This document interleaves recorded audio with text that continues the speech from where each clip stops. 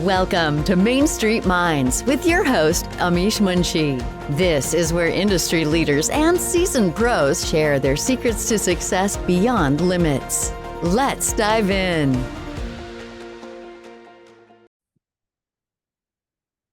Hello and welcome to Main Street Minds. Today we have a very special guest, Rachel Bland, over here with us. I'm very excited to meet her and learn everything about how to get independent, how like it's not easy. Although she has a big smile over here, it's not, the transition is never that smooth. The decision making, the mindset, everything that is involved. We're going to learn so much about how to get to the successful stage within and still be in the same framework, right? Like not lose everything that we are doing. We're not retiring here. We are still working. Well, So exactly. Yes. I like, there's a quote from one of my first clients, not young, but not done. yeah, And I'm definitely not done. I just was ready to do something different. exactly. Yeah. So tell us a little bit more about yourself. Like how did you get started? Sure. So my career has actually followed a pattern of happy accidents for the most part. Mm-hmm. As an undergraduate, I was in math and physics. And at some point while I was applying to master's and PhD programs, I experienced, I guess you would call it my first burnout. Mm-hmm. And I was very fortunate. It was 1997.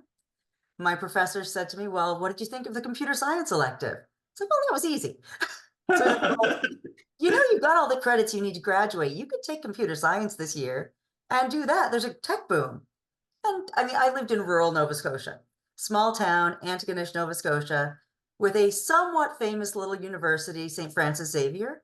So I wasn't necessarily aware of the size of the tech boom at the time. But that got my attention, and I did take 10 computer science classes in a year, Wow. graduated, and went out with all of the other Y2K grads into the tech boom.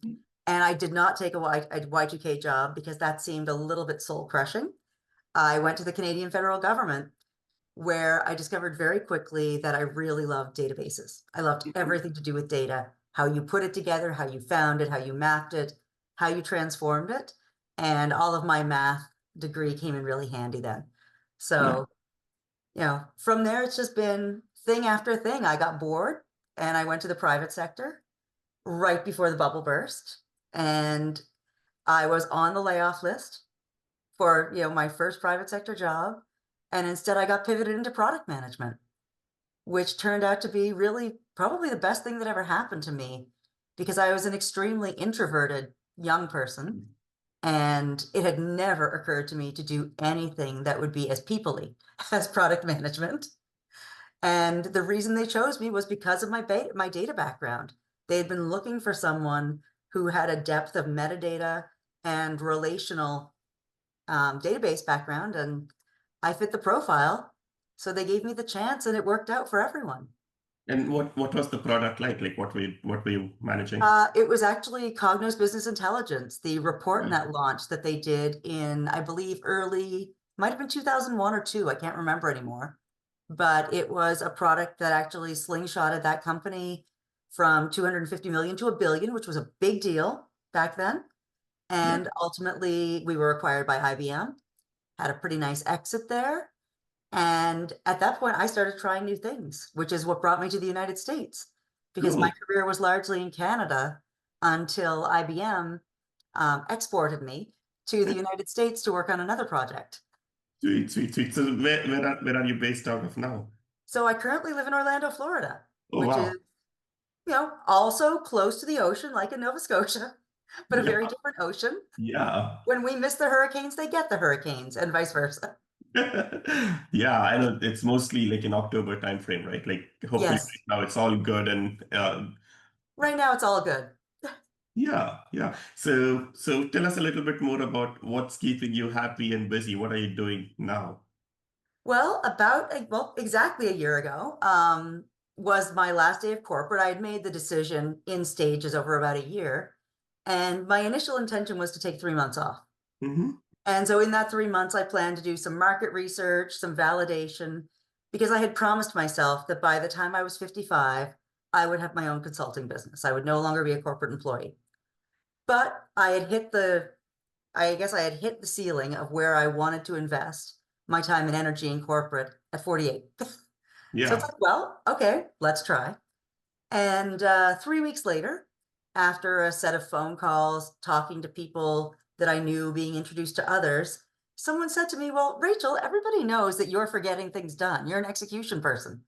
So why wouldn't you just do something like that?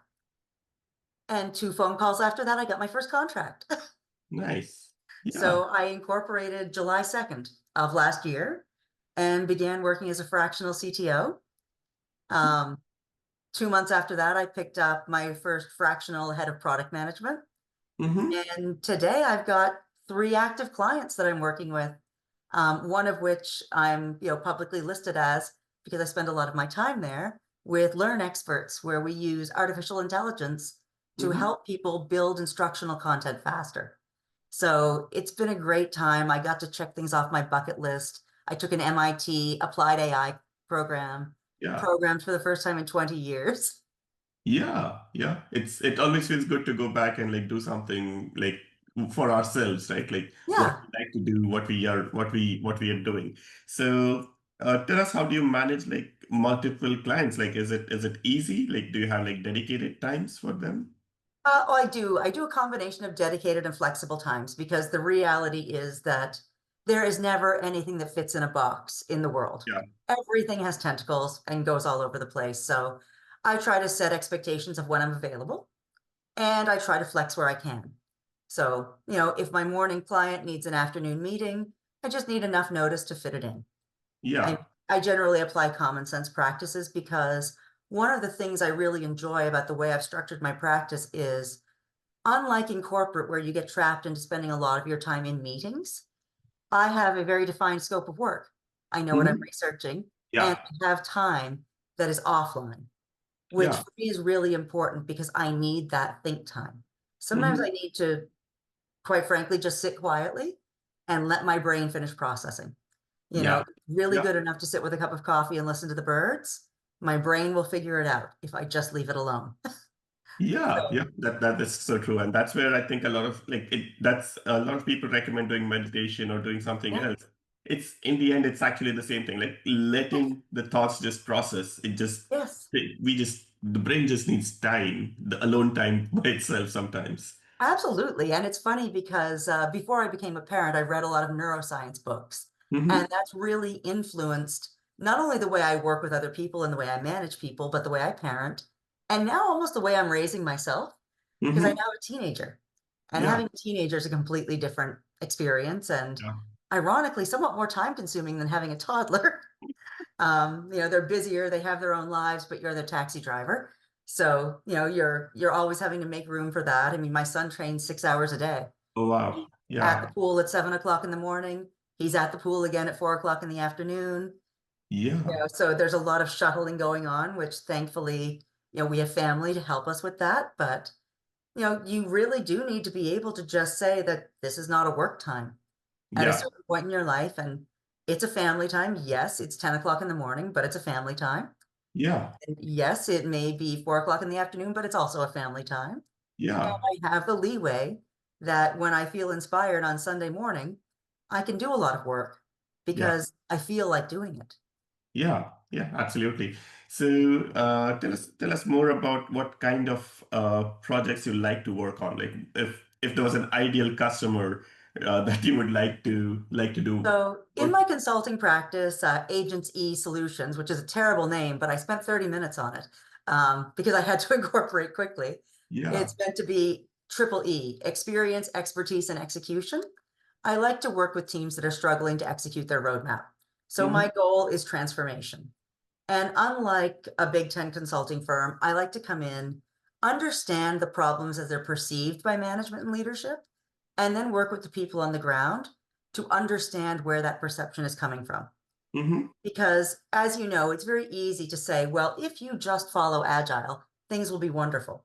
Yeah. It's very different to work with a group of people who say, well, no, that requirement isn't well enough spec'd for me. Hmm. Or no, I expect my product manager to give me a full technical specification. Yeah. Or I won't begin this 6 months of work until I have 6 months of documentation. To Yeah. understand what these individuals are going through and why, they are working the way they are, Mm-hmm. and getting them to identify if you need to produce faster with better transparency in smaller increments, how are you going to change? Yeah. Because it's like a diet. Nobody gets told to go on a diet and has this radical success as a rule, right? Because Yeah. you're sneaking a jelly bean here and a chocolate bar there. Yeah. But when the change is something that you're ready to make and that you think is important, it's a very different thing. So I Yeah. really believe in helping teams figure out how they're going to solve their problems and helping them with the discipline and accountability to try things, decide if they're successful, continue if they are, or try something different if they're not. Yeah. Yeah. Because people are messy beings, organizations are exponentially messier. And so it's got to be something that has a common framework across teams Mm-hmm. that is fit into that organization and their objectives and their realities. Mm-hmm. Because a late stage 20-year-old piece of software is a completely different animal than a 6-year-old piece of Oh, software. yeah. Yeah. We It keep fights saying, back when it's 20 years old. we keep saying like AI is gonna like do all of that, and then I look back and I'm in the reality. I'm like, if AI even thinks about what mess we live with, it's gonna quit immediately. AI might say, okay, like this Yeah. is where I draw the line. Well, and AI only knows what we've exposed it to. So for Yeah. example, ask AI about OLAP. AI is not great at understanding OLAP data structures Yeah. because they are not that common anymore. Yeah. However, they do participate in a very niche part of the software ecosystem because they're very powerful for Mm-hmm. certain use cases. But AI is not good at them because it hasn't learned them, because it has no experience, just Yeah. like people. Yeah, exactly. So tell us a little more about like that one experience where like you had a very fulfilling feeling about like working. Like what sort of transformation that made you the happiest? Well, it's funny because I actually worked with a career counselor for several years. And one of the things she kept telling me, I would say to her, well, I seem to follow this pattern. I come into a new job and, I rock their world. I figure out what's wrong. I fix it. And then I start to want more things. And then I overload myself. And then I burn out. And then I want to leave. She's like, you want to be a consultant. This is your pattern. You like to come in, you like to find the problems, you like to help the people, but then you need to move on. Yeah. This is what you need. And so, some of my happiest, like the roles that made me the happiest, like my time at Data Watch, I was there for 3.5 years. It was a fantastic experience. We took something that needed a lot of refurbishment. We Hmm. rebuilt it. It had been really knocked around, and we, acquired a company, integrated it well, had a really great team vibe going on Yeah. and achieved things. So just the whole thing came together. And then we had a nice exit. Nobody can complain, right? Yeah. And then my time at Domino Data Labs, like the first 2 years of that, I was extraordinarily happy. I had a very clear mission, a mandate of what I needed to understand, improve, and get done. And then it got to the point where it's like, well, I can do all these other things too. And I started overloading myself again Hmm. because I crave that problem solving. Yeah. So now I'm learning to establish my contract so that I will be there to diagnose, I'll be there to ideate and Hmm. brainstorm, and I will be there to get you on the path. And then Yeah. I will not be there. Yeah. Yeah. And then like yeah, and like once something is fixed, there's no need to like keep looking at it. Like once You it's have to keep it's digging. fine. Exactly. So you take the win and you move on. And if there's another problem years later, great. You have experience with the organization. You can come up to speed faster and help them. Yeah. But it's really good when you've established, when you finally know who you are, Hmm. which is something, let's face it. I mean, I never thought I would be almost 50 years old and wondering when I was ever going to grow up. Yeah. But here I am. Yeah. Yeah. That's always good to have the enthusiasm and the cheer. Like that's Yeah, honestly that's what keeps us alive, right? Like that's what makes us happy. exactly. That's what makes you want to get up and go to work in the day, Yeah. because you're going to achieve something, Yeah. whether it's helping someone else with a problem or Hmm. building something for yourself. Every day I have at least one or two interactions where it's like, I helped there. Yeah. And Yeah. that fills my cup. It's a very, very fulfilling feeling, just the sense of satisfaction. Yeah. we being useful, like being able to do something. Many, it's just amazing how many people I meet who are not able to, they want it, but they just can't, they just can't do it in the place where they are, right, in the workplace. Well, it is really a luxury. I mean, I would say it's an extreme luxury. I mean, I'm fortunate enough that I've had a strong career. I could accept the financial risk of doing it. I have a supportive partner with Hmm. health benefits. You Yeah, know, these things matter, right? There are realities to taking these risks in your life. And I've yeah, had tremendous support from my network. You know, people I've worked with over the years, once yeah, they realized I was doing what I was doing, started reaching out to me as well.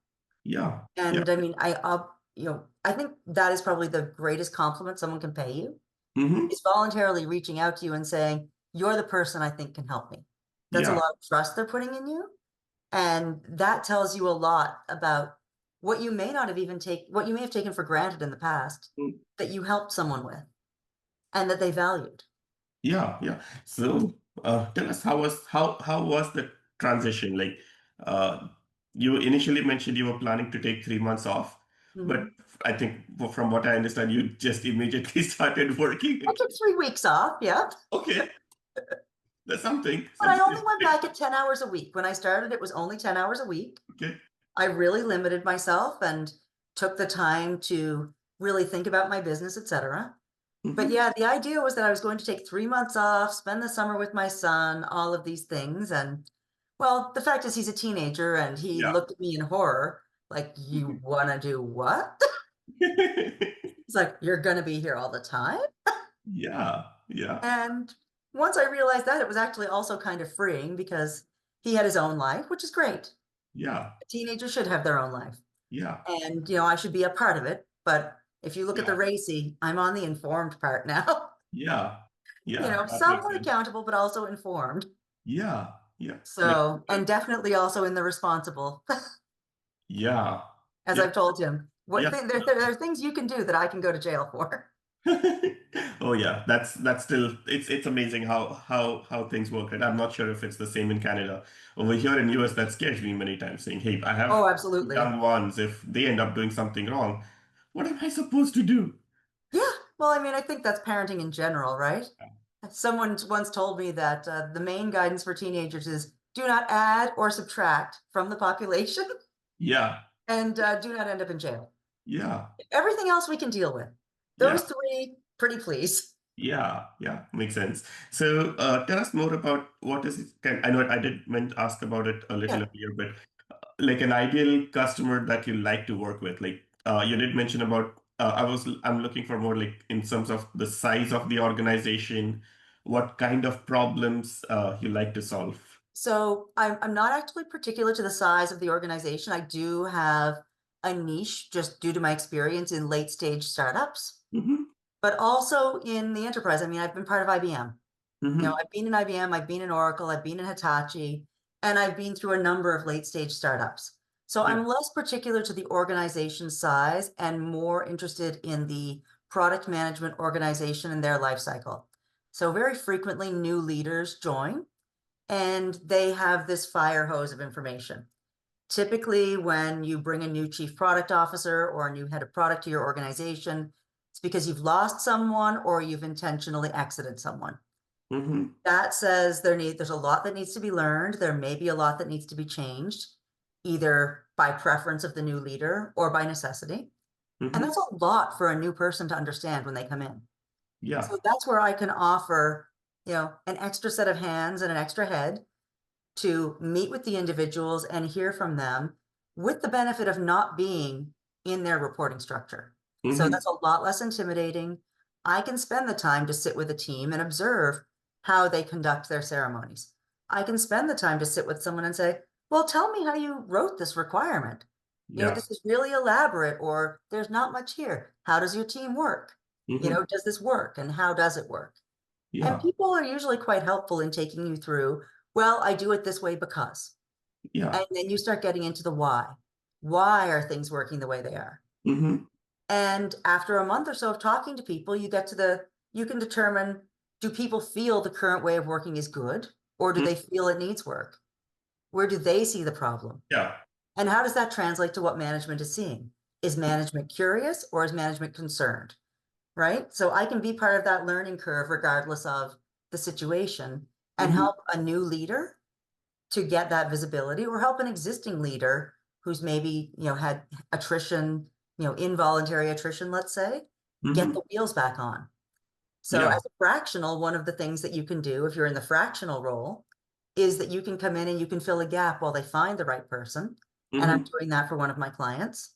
And as an advisor, you can come in and assess, well, the team is working this way because, so you're seeing this, and the reason you're seeing this is ABC. So let's bring the team together, put it out on the table, and start working through how we change it. Yeah. But you don't impose it on the team, you build it with the team. So I fill both of those roles, and my ideal balance is really 1 fractional and 1 to 2 advisory, simply because when you're fractional, there's so much subject matter and there's so much hands-on work, and you want to really have the focus for that. Whereas when it's advisory, it's just got a different vibe, right? It's much more about the people and the why and the interviews. So when I look at the mix of what I carry as a workload, I tend to say, okay, now going forward, only 1 fractional at a time, Yeah. and then a couple of advisories. Okay, makes sense. So as we come closer towards the end of this episode, like I want to learn more about kind of your vision, like where you see yourself in a few years. Like what do you like? Where do you see yourself in let's say 5 years? Yeah, it's a great question. I can't say it's one I've ever been able to answer in my career. I've always been somewhat along for the ride. This is probably you could say one of my greater flaws, that I've always been more about the work or more about the journey than the destination. Yeah. So right now I'm incredibly happy. If there are clients that if I could work with them for a year or 2, I would be happy to do so. Yeah. I would really hope that 5 years from now, I've built a name for myself as someone who can help you in these situations. So you're a leader who needs to understand why the product management and development organization is not delivering. Rachel Bland's a person you can call. You've got a product that is either, let's say late stage startup, early stage startup, and you need someone with experience who can fill multiple roles, wearing, multiple hats, from product manager to product owner to go to market, all of these things. That is somewhere I can help. So I would hope that I've made a name for myself, and that I'm someone that people would say when they're talking to someone over drinks, okay, if that's your problem, I know someone, and that someone would be me. Yeah, makes sense. Cool. So that's really amazing. So as we conclude this episode, like, is there any other topics that you would like the audience to know about? Let's see. I mean, obviously, I'd like to encourage people to look at the applications of artificial intelligence. I know people are very concerned about it taking jobs, but I think the more you look at it, the more you realize that it's mostly an accelerator. It lets you do things faster, from research to building courseware like we do at Learn Experts. And you're going to see it infused in software. We're using tools to design more quickly now and get more feedback more quickly. We're not asking the AI what it thinks. We're asking it to help us build the prototype faster so that we can better focus our engineering resources. So I would encourage people to be curious. I would encourage people to think ahead and think about what risk they can tolerate in their lives, to find a better balance. Yeah. Because I never thought it would be possible to choose to work a 30-hour week. I didn't think that would be something that was in the cards for me. Yeah. And it turns out, to a degree in this world, you can make your own rules. You just have to look at the value that you can produce. Yeah. So talk to other people before you make a career change. Ask them what they think of your idea. Get that feedback. Yeah. And they might actually hand you your concept based on what they valued about you. Yeah, and I would say, like, just to the audience, like, don't limit yourself, right? Like, Yes. there is if there is something to be done, there is a way to make that happen.